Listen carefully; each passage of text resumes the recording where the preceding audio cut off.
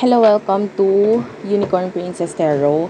So, ito yung reading natin for fire sign.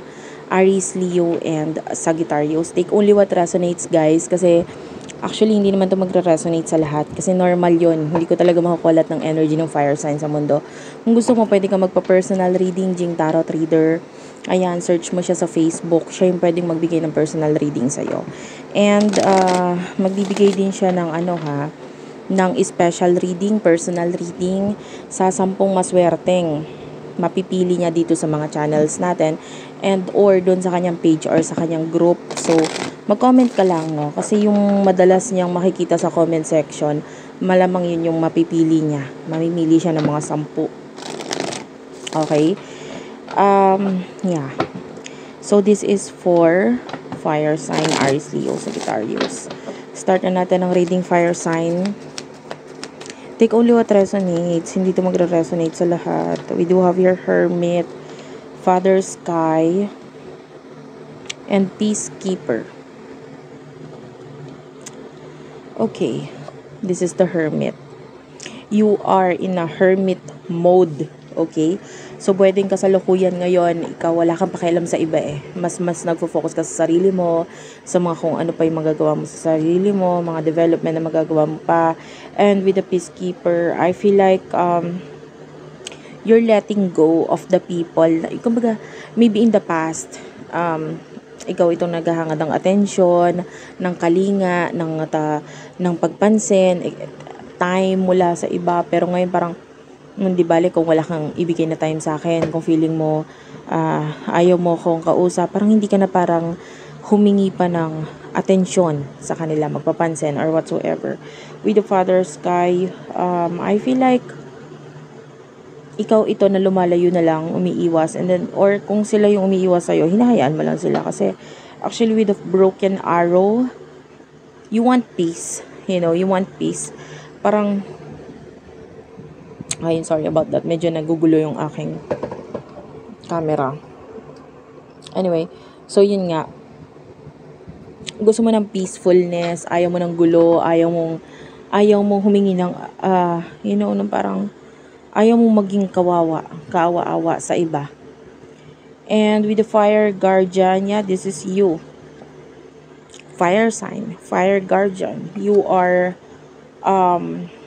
just focusing sa mga bagay na binibigyan mo ng pahalaga or nagbibigay ng pahalaga sa'yo. Like, mahalaga ka sa akin, sige, bigyan kita ng time, magfo-focus ako sa'yo. Mahalaga ako sa'yo, o sige, thank you sa pagpapahalaga mo. Then, bibigay ko rin naman yung mga karapat-dapat na pagpansin at attention sa'yo. So, yun. Kung maibabalik sa'yo yung mga attention or yung binibigay mong time at effort, dun mo na lang din nilalaan ang oras at panahon mo, pagpansin mo. Okay, gusto kong kumuha ng messages regarding love. For some of you could be single, pero hindi, yung iba pwedeng you are in a relationship. If you are in a relationship, sa ngayon parang hindi importante yung love na yan para sa'yo. Ang importante sa'yo kung nasa relasyon kayo is yung security. Okay, there's commitment sa inyong dalawa nitong taong to na parang kung nasa relasyon kayo, as long na nandyan ka lang palagi para sa akin. And also you're being mature, no, this time around. Maybe in the past hindi ka naging ganun ka mature, pero this time nagiging mature ka na, okay, sa connection na ito. If you're single, for now, I feel like you don't care sa mga love na yan. Sa mga person na yan. Mautak kang tao eh. Magaling ka. Kumbaga, you want your peace. Mas parang tingin mo sa kanila is gulo lang, 'di ba? Anyway, let's move on. Punta tayo sa messages pagdating sa love. Messages pagdating sa love, you do have the Two of Swords. The Six of Wands is also here. Okay. The Knight of Cups.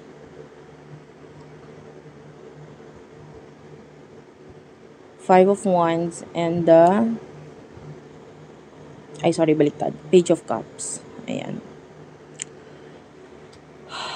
There's choices for some of you. I can see you dealing with two people. Yung iba, guys, applicable lang yun if you're single. For some of you, if you are in a relationship, nakakita tayo dito ng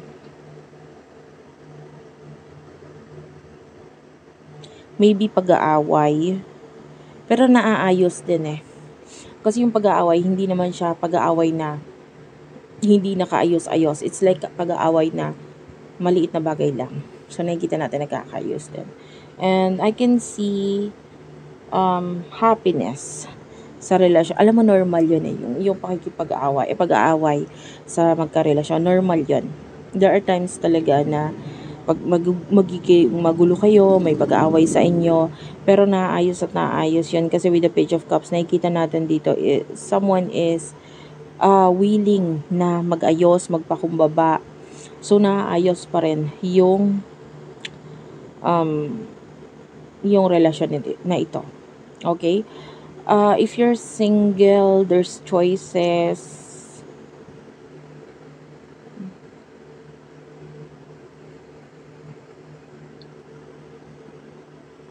I'll just tell you this ha.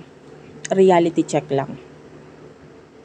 If you're single, tas may choices ka, but then yung iba sa inyo, hindi ka namimili or hindi ka nagme-make ng decision regarding that. Maybe because I don't know if you're watching drama, kung mahilig ka ba sa mga ganon, mga Korean novela. To tell you the truth, huwag mong hanapin yun sa buhay mo. You know, kasi ano yun eh, pelikula yun. Diba? Palabas yun. Yung iba, fairy tale. Walang ganon. No? Sa buhay, pag nakita mo yung tao na may potential, na may partnership sa inyong dalawa, and that both of you are willing to commit sa connection, okay na yon. No? Kasi yung love, pwedeng ma-develop yon. And yung iba, kasi nakita natin dito with the 6 of Wands, maaaring hindi ka makapag-decide because you want a forever kind of person. Okay, sabihin na natin ganun. Pero hindi mo agad masasabi na forever ang isang tao nang hindi mo pa siya tuluyang nakikilala. Maybe you need to mag-invest din naman ng time, ng effort to get to know this person. Now, maybe bigyan mo rin siya ng time na maipakilala sa iyo ang sarili niya bago ka makapagsalita na ay ayoko sa kanya. Yun lang. Kasi yung iba sa inyo is nakukuha ko yung energy ng playing hard to get if you're single. Okay? So, ano naghihintay for your future? What is waiting for your future? Fire sign. Kaya naghihintay sa iyo is the Ace of Cups and the 9 of Swords. Why is the why is the 9 of Swords here? The Hierophant. What's with the Ace of Cups? The 4 of Wands. 4 of Swords. Clarify natin dito. Why it's with the 4 of Swords. To tell you honestly, if you're single, high chance na tumanda kang dalaga or binata. Wait lang guys. Okay, sorry about that. Anyway, inayos ko yung aking camera kasi parang malalaglag siya. Anyway, high chance na tumandang binata or dalaga ka. So, sabi ko nga sa'yo, life is not a fairy tale. Kung hanggat maaari may mga taong dumadating sa buhay mo, itry mo rin. Diba? Lalo na willing naman silang mag-effort, kilalanin ka, and then maybe to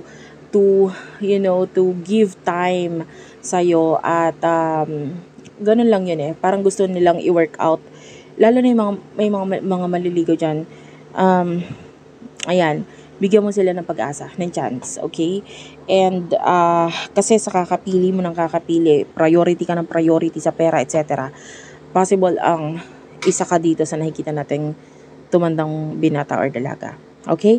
Yeah, especially with the Empress this year. But you look good, you look good. You're successful. You're someone na parang kaakit-akit talaga. And in the future, although you're single, although matandang binata or dalaga ka, I get this feeling na magiging masaya ka naman kasi nasa iyo lahat ng gusto mo or may mga ma-achieve ka na pinapangarap mo. So, actually, this is a far future kind of energy. Yun ay dahil binibigyan ka nga ng advice regarding dito sa love na ito. Anyway, if you're in a relationship, in the future, nakakakita tayo dito ng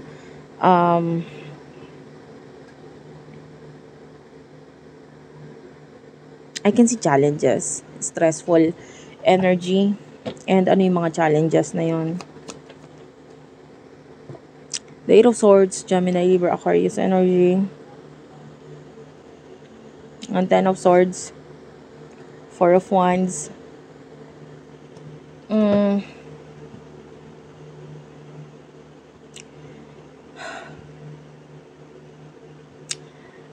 Mahirap sabihin eh. But I can see a high chance of separation. Why? Una sa lahat, if you do have secrets, if you do have something na kailangan mong i-open sa person mo, partnership to eh. Hindi mag-workout ang relasyon, ang commitment, connection kung hindi mo sasabihin sa kanya. Yung mga nasa isipan mo, nasa puso mo, kailangan i-open up mo yon sa kanya.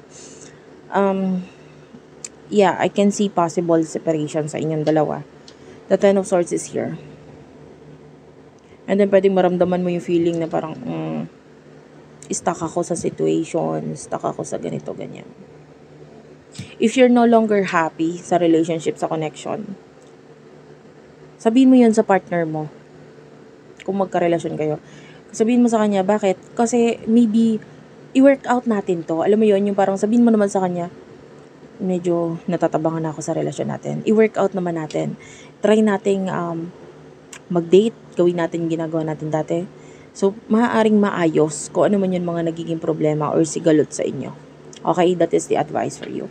Thank you for watching. I love you all and bye-bye.